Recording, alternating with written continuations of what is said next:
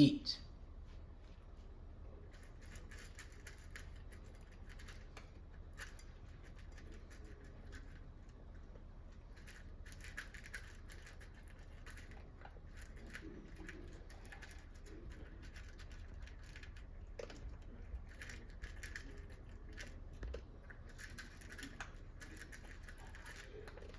I'm just gonna leave the camera how it is, since I have it on the stand. Also using my phone as a camera, just so y'all know.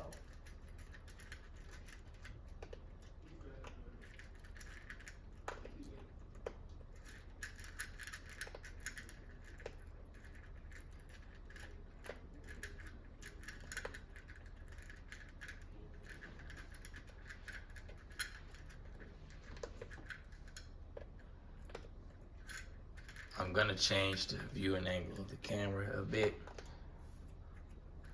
so I see y'all as I come back.